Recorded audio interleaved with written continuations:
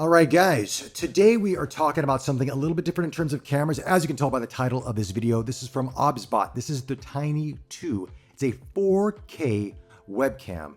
Look at this bad boy, how small it is and how light this is. I was interested in this product because I do a lot of web conferencing, especially, since the pandemic. We had to be at home. We had to do a lot of our meetings online. And since then, a lot of those meetings still happen online. Now, I've been using my laptop camera, which is decent. It's not bad, but it's always good to have something a little bit more higher resolution, better image quality, and especially if I want to track me, if I want to move around and show things, that's where a camera like this comes into play. So what I'm going to do now is walk you through what's in the case, because it does come with the case, by the way. Very nice case. And give you an idea of what to expect, and then we're going to plug it in. I'm going to show you some of the features. We're going to talk about the pros, some of the cons, and give you my final thoughts. So let's get down to it. First and foremost, this is the case. It's a nice zipper case. Looks really good, well made. Inside, some adapters here if you need that for USB-C. Laptop mount here, which is very cool. It's a magnetic portion on the top, so the Tiny 2 sits on that, and you can actually sit this on your display. And if you're worried about scratching your display, you do not need to worry because this is padded inside. And all you need to do is set this up on that. It is very strong. Very, very, very strong, and you're good to go for various different angles. And that's how it works. So that's this piece that is inside of the package. Now, on the Obsbot Tiny 2, has a USB-C port on the back of it. It's a data transfer, and also you can use it for power as well. Feels like metal construction throughout. Just a really robust little camera, and it's not that heavy at all. You have an extra long USB-C 3.0 cable. They also sent me this controller if you want to use a controller with it instead of the on-screen display. But for the most part, I'll be showing you what the controls look like on-screen with the Obsbot webcam app. Now we're going to do is we're going to plug this in. I'm going to put it on a tripod because of my setup here. It's a little bit hard for me to put onto my laptop display because my laptop is powering my whole entire setup here. Show you some of the features, some of the new features, and we're going to talk about recording video, going on Zoom, Microsoft Teams, Google Meets, all that stuff, what you can use and what you can't use. So let's get down to it.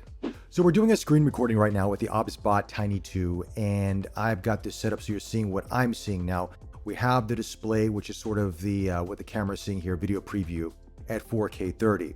Just kind of go through some of the settings on this real quick here so you can see that. You've got 1080p, 60, 30, 720, 720, but 4K 30 is where you want to be at. I mean, that's what, some of the benefits are of having this. So you can get higher resolution. Now, case in point, if you're using Zoom, Microsoft Teams, or Google Meets, you're not going to be able to utilize 4K. Unfortunately, that's for more live streaming and other applications, but you will get a much better image than your standard webcam that's on your PC or tablet for that matter, or even laptop. So something to keep in mind.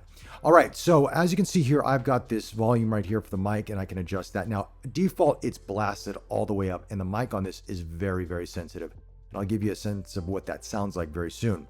But just to kind of give you an idea, I'm recording through my Neumann mic right here, so you're getting much better audio quality.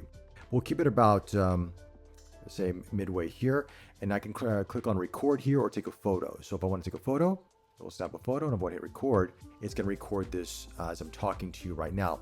Now, here's the interesting thing about this, is that the video quality that comes out of the webcam app at 4K 30, it looks really good on screen right now. I mean, I've got nice contour to my face, great lighting.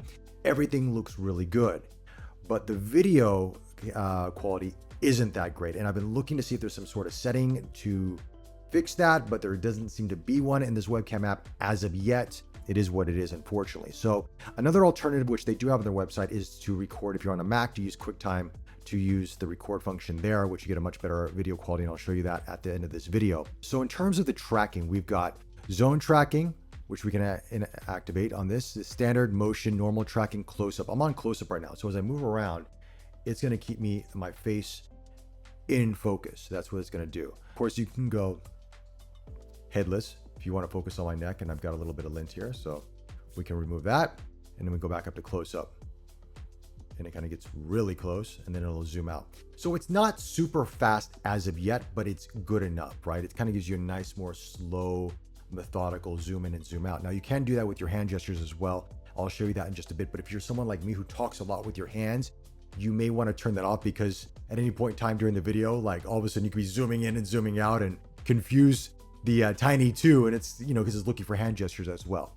And of course you can do lower body. Then you've got desk mode. Now desk mode will kind of tilt the camera down, and you're gonna see it's kind of like your crotch shot, or if you've got some desk you want to show here, like it kind of flips the display around. So if I'm showcasing a document or whatever the case is, you're seeing my trackpad here. And we can also go back up to close up here. Goes back up to me, boom. And we also have hand. So this is where it's interesting. We'll track the hand as I move it around. So if I'm showcasing something with a hand, I'm pointing at an item or whatever the case may be, you can do that. So again, many different options, but I want to show you something that's really cool. So let's say I stand up here real quick, right? I'm moving around and it's tracking me really well. This is really, really good. I can zoom in, walk in. It's got me locked in, up, move to the side here. I'm talking this, and on a close-up, it'll actually kind of zoom in as well to get me center and frame. Now, if I just want to go upper body, then it'll just capture my upper body. There won't be any sort of zooming coming into play. It's just more of a overall standard focal length, which is kind of cool. You go around like that. And then I can sit down, and there we have it. You're center, you're locked in. It's absolutely fantastic. All right, let's go back into image quality here for a second here. Now you can auto expose for the face or global. Now global is just going to expose everything, and it tends to get very bright. And you know, you can obviously do some compensation here if you want to do that. But I tend to go for the face because obviously you're doing, you know, these kind of things. Just give it a second, it will actually readjust itself. But you're gonna just go to about -3 here. But face is obviously you're on camera, you want to be exposed for the face, so I just leave it on face as it is. Now anti-flicker, because I have lights in the back of me here on my display cabinet, they tend to flicker depending when I'm shooting video. So I would put this at 60 hertz. Now you noticed there was a flash on the camera because I had my hand up here. This is for locking on target or not. So that's what I'm talking about in terms of using your hands while you talk. You may want to turn this off if you're expressive like me. Now temperature, you can do auto temperature or you can set it. Now because in my studio, I have all my lights set at 4800 Kelvin or 4900 Kelvin. I have it set right here for that exact temperature for the color or for the lights. Now you can adjust it accordingly, or you can go auto depending where you're at. If you're out and about with various different lighting conditions, you may just want to let it go auto and it'll take care of itself. Now in terms of the image, we have options here from contrast, saturation, sharpness, hue, etc., etc. Now this can be quite contrasty. So depending on your likeness, you can bring the contrast down or you can bring it up, depending on what you like. Let's go into beauty mode. This is some of the new things that they're doing with this. So let's go background blur, right? We see this all the time with different applications. Blur level is at 0. Let's bring it up. Now, here's where I would think this might be one of the weakest parts of this whole beauty mode aspect, is that the blur mode is still not as good as you see from some camera systems out there. I mean, we're seeing it from smartphones now where it's doing a really good job in terms of giving sort of that bokeh, that portrait look. And it's okay, but you still see these lines going around my head and it's trying to figure out how to cut me out. It's neither here nor there. I just don't really use this, to be honest with you. I mean, obviously if you're in a situation where you don't want to show the background for security reasons or for privacy, you got to use it. And we're used to seeing that anyway on our web conferences. But yeah, I wish it was a little bit better because there's a lot of pixelization coming in right here, or, you know, fringing, which I figure they could be a little bit better at, but never know. Firmware updates will fix a lot of these things. Now we go into the retouching. This is actually really cool. We got native, we got classic, and we got men. And you can do body shape as well. So am I still on blur? I'm still on blur. Let's bring that down. So the body slim is interesting. Let's try that. Let's zoom out here. Let me stand up here. I don't know if you can see this. Let me just, yeah, you really can't so much. You see my head. It's more my head than anything else. So yeah. Okay. Neither here nor there, right? You also have a head option here, so you can actually do that as well. So you want to bring the head in, but more of a, you know, compress it, bring it out, bring it in. This is standard. If you want a little bit more of a smaller head or look a little bit more, you know, angular, this works out for you. We got shoulders as well. I've never tried shoulders. Yeah. You know, some of these things work and some of them don't. But let's go into men, because as a guy, I want to, you know, touch up my face a little bit here. And we've got different tones, so we can adjust the tone here. And this is just kind of bringing the overall color into play here. Leave it at there. Smooth, can kind of smoothen out a bit. Let's go all the way smooth. I mean, a little bit of de-aging happening there, you know. a little overkill, but just bring it right down here to about, you can bring out about 10 or whatever, and that's pretty natural. Clarity will just kind of give more definition into your face overall. I can say bring that down to 0 or 1. Got slim. Really want slim face. Go 0. You know, give it a moment. It's not as reactive. Sometimes it takes a moment or two to actually capture, but there you go. Put it there. You got narrow. You got eyes. Giving eyes big. You've seen this all before, right? We've seen this over and over and over again. Now we got nose and we got mouth. But this is actually cool. You got lipstick. I don't know why I need Cinnabar lipstick, but you have options if you want that for men. Coral, a little bit of, you know, juicy lips. I don't know. And you're going to really up the level. Look at that. Ooh, look at that. Holy cow. But I'm just going to knock that off because, yeah, I don't use it. Blush. You want a little tipsy? I've had too much to drink. Okay, there's tipsy. Vitality. I want to look a little healthier. You know, all right, whatever. It's not bad. I mean, but look, it does track on the face relatively well, okay? I mean, this is better than some de-aging we're seeing in Hollywood. But it's in a, you know, a few $100 webcam. And then, of course, we've got contours, so you can contour the face, you can go natural, you can adjust all those things. This is interesting. So, teeth whitening. Let's say you're drinking coffee, right? Coffee stains the teeth or wine. You can bump up. And as I'm talking, it's actually staying on my teeth. Look at that, how accurate that is. I never thought I'd be doing this on video, but I am doing this on video. Yeah. So there you go. And then nasolabial, which is basically these lines right here. So you can, it's more pronounced. And it softens it up. You can see it's just ever so light, but it's kind of just freshens your face up overall. Okay. So these are some of the new attributes that we're seeing here out of this. And of course we have filters as well. We can go into different filters, fresh, you know, you want to get a little bit of a look. You can, you know, black and white. It's not really black and white, is it? No, not really black and white. No, now it's black and white. Why would you do black and white? I don't know. You know, I mean, there's just here. Turn it all off. And there you have it. And then you obviously go into more. And you can, this is what I'm talking about in terms of hand gestures, lock target, zoom. So you can do things like this and then zoom. Zoom out.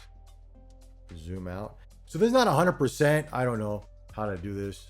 It just, yeah, I don't know. Zoom out. There we go. It's one of those things. You can do dynamic zoom, move hands in and out. Maybe that's what it is. I don't know. Takes a moment. These gestures are fun, but I don't think they're as accurate as you want them to be. So I wouldn't necessarily do this on a meeting. Outside of that, we got our voice controls. So we can say, you know, different commands to, you know, say track me, and it'll track me as I'm walking around, which is already doing right now. Zoom out further, zoom in closer, you know, things like that. Noise reduction on the microphone. You've got weak, you've got medium, strong. You can turn it off as well. Automatic gain, so it can adjust the volume as such. But again, watch out for this because the automatic gain can make this, you know, pop too much, especially if you're getting too close to the camera and you speak very loud like myself. You might come into issues with that. Then you got your manual upgrades and your export logs, et cetera, et cetera. And that's kind of it in a sense. I mean, these are some of the new attributes to it, but I guess I would say that for the most part, I think most people would probably just use the tracking. And obviously they're using a whiteboard. You can talk to a whiteboard and showcase what you're doing on the board, and we'll focus on the board versus you. So that's nice to have. So I think for a lot of businesses out there and even, you know, professionals in the office, this is going to be great. So with that, I am going to give you a sample of what it sounds like with audio out of the microphone, which is pretty good, to be honest with you. And then we'll go back to my final thoughts.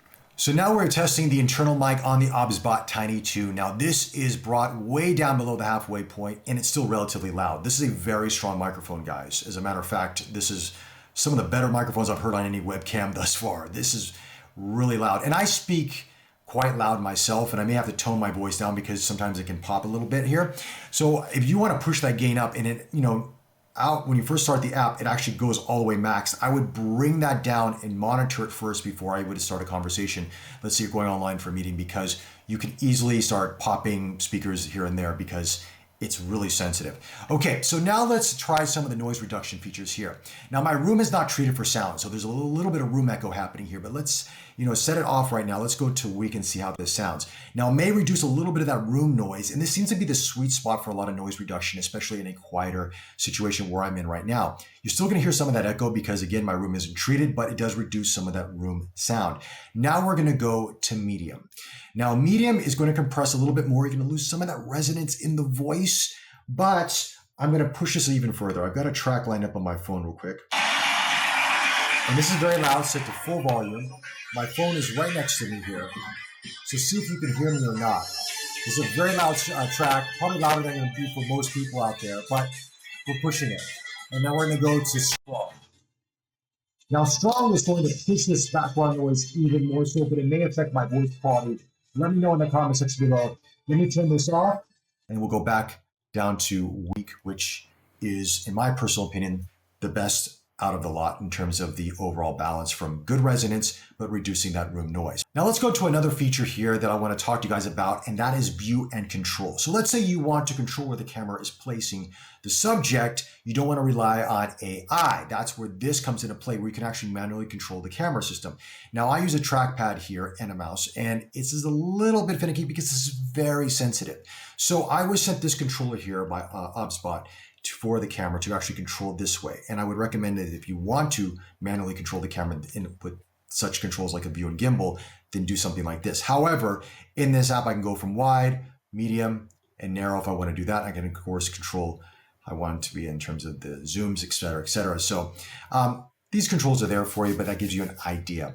Now, just in terms of the image quality, looking at it once again, hopefully Obsbot allows us to record in this kind of high quality 4K, because this would be great for content creators that are in a pinch that need some really good video, but don't have the setup or the space to set up, like a full-on camera system. This would do wonders, especially with the audio coming out of the mics. But unfortunately, the video quality is just so-so right now. Anyway, let's go to my final thoughts on the Obsbot Tiny 2, and I'll be showing you what it looks like recorded through QuickTime for higher resolution video. Final thoughts on the Obsbot Tiny 2. I like this camera as a whole. I think the key attributes of tracking AI functionality in terms of that were great. I love the higher resolution with the 4K 30p. And now again, if you're using a third-party client, let's say Zoom, Microsoft Teams, or Google Meets, you may not be able to take advantage of 4K 30, but if you're doing some live streaming or doing something of that nature, you may be able to take advantage of that. And I think that's where this camera is going to really shine. Now, it's unfortunate that some of the beauty modes do not translate to these third-party softwares, as I mentioned, like Zoom, Microsoft, Teams, and Google Meets, because I use those a lot. And sometimes you've woken up, you've had maybe a rough night out, or you didn't sleep too well, your skin doesn't look that fresh, and you want to look a little bit fresher. These filters could help you a little bit. And unfortunately, they do not work with these portals at this time. Now, exposure works. So that means that there's a pipeline in there that is working. It's just up to Obsbot, if they can, to actually take all these, smaller pipelines, bring into one pipeline and go right into that application so we can actually take advantage of these. I think it would be ideal. And also enhance the 4K resolution in terms of recording, because the internal video recording out of this webcam app is not that good. I don't even think it's 720. And as you saw previously, the quality of the video just doesn't look good. I have to use QuickTime right now to record this portion of the video so you guys can see closer to what I see on the display. Are you looking to pick one of these cameras up? Do you have something similar? I'd love to hear your feedback on this. And if you're looking to pick one up and you want a little bit of a discount, check out my description below. I have a discount code for you guys as well. Subscribe to the channel if you can. Hit that like button. More content coming your way. Thanks again, everyone, for the support, and I'll chat to you soon. Bye.